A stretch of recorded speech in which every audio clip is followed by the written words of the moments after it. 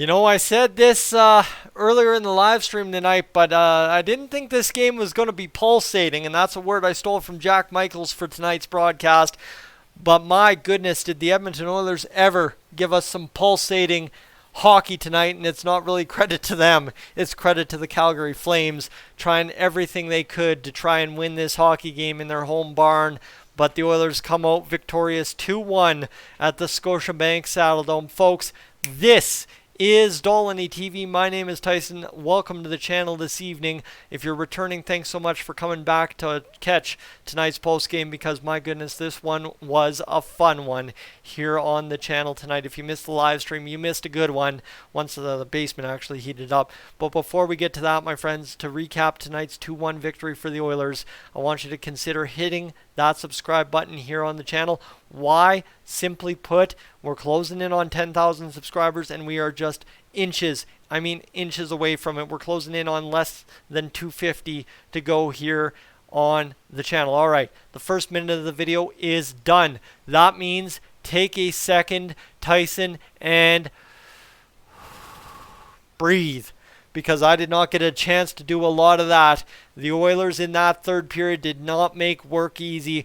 They win 2-1, but I think any fool in their own right mind would say the Oilers did not deserve to win that hockey game, getting outshot 46-22 by the Calgary Flames. Getting absolutely beaten the shot attempt department. The Flames had over 80 shot attempts in the hockey game and somehow lose a game 2-1. And that, my friends, is our first beginning spot in this hockey game. Credit Stuart Skinner in this one. An absolute marvelous effort from Stuart Skinner, who had a fantastic hockey game, did the job well all night, looked calm, poised, and perfected what was a bad hockey game from the Edmonton Oilers. To give up one goal on 45, 46 shots. They keep changing it here. But what's that save percentage? That is absolutely ludicrous to get a save percentage that good out of a game that you should have lost probably 4-1. But hey, we don't ask how, we ask how many. And when we're asking the Oilers to win hockey games, Stuart Skinner putting up a .978 save percentage, that is going to help you win hockey games, right? If Jack Campbell goaltends like that 3 or 4 times this season, we're talking about the Oilers being in second place in the Pacific Division right now, and suddenly our fears aren't as well warranted as they are now.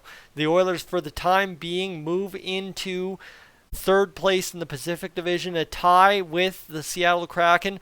Obviously, that's subject to change after the Kraken face the Calgary Flames in a few days' time. But as it currently sits, that wild card situation for the Oilers and Flames kind of tying up as the Oilers move in, like I said, to a tie with the Seattle Kraken for 40 points in third place in the Pacific Division. The Oilers have 19 wins on the season, tied with the LA Kings, now 4 points back of them for second place in the Pacific Division. Like I said, the goaltending, if it suddenly decides to want to start heating up, and to his credit, Jack Campbell has been a bit better as of late compared to earlier in the season, well, suddenly the Oilers are about to run off with a good start to the back half of the season. And that's something I said earlier in a video today.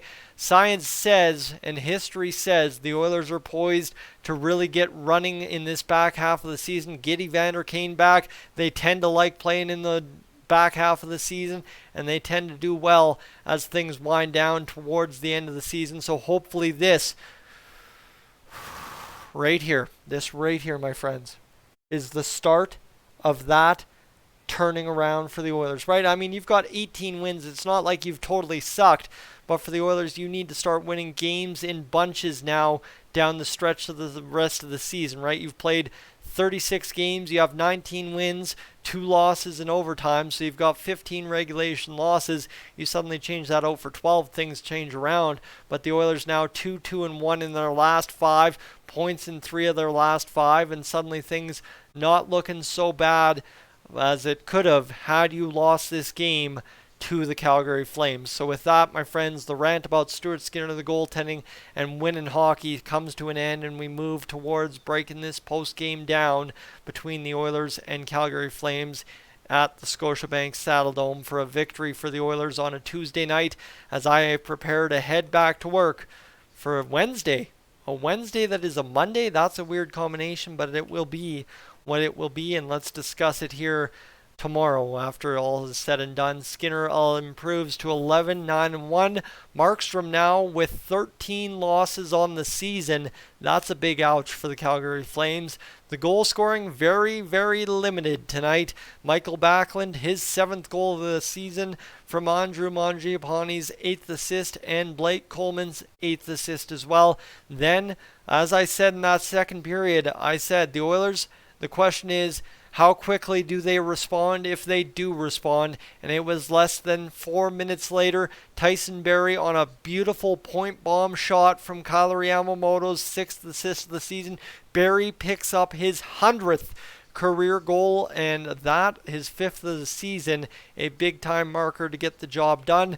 Connor McDavid then in the third period picks up a puck on the power play, a beautiful pickup of the puck on the power play on a pass from Leon Draisaitl that sets him up for a goal in front. And I mean, how many times have we over the years watched Connor McDavid snipe it past Jacob Markstrom? A vintage Connor McDavid shot right there, and he continues that 70 goal pace as he's now got goal numbers 31 of the season in game number 36.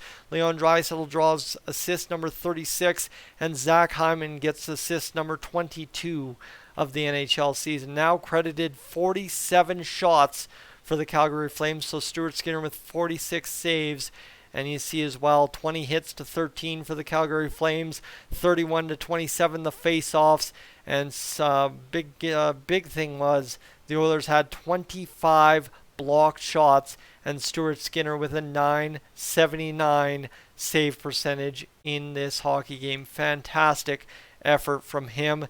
And when you look at the defense tonight and how it all rolled out, Darnell Nurse with 3 block shots, Brett Kulak with 3 block shots, Connor McDavid with 3 block shots, Cody Ceci with 2, and Tyson Barrie with 3. So a lot of guys leading the way. Big character guys you need on your team to do well night in, night out, and they did exactly that to get this victory done. But at the end of the day, when I wrap this up and I say, man, the Oilers really didn't deserve to win this hockey game, it all lays at the feet of Stuart Skinner, who single-handedly, thanks to his captain Connor McDavid getting the tie-breaking goal, brought it home for the Edmonton Oilers and won himself a big boy hockey game in net, putting up a .979 save percentage when the Oilers needed it most, and Stuart Skinner wins the Edmonton Oilers a big victory in Calgary to close out the Battle of Alberta. And despite the rough start to the Battle of Alberta, the Oilers win 2-1 and get the job done. Fantastic get for the Oilers so far this season to win the Battle of Alberta regular season edition. Friends, I'm Tyson. This is Dolynny TV. Thank you so much for tuning in. I'm out of gas. I got nothing more to add. I will say Kailer Yamamoto had a very strong game in my opinion. Warren Foegele was around it. That second line looking better and better as the games go on. Other than that, hey, if you'd be so kind, consider hitting that subscribe button. Have yourself a great night. I am up on out of here.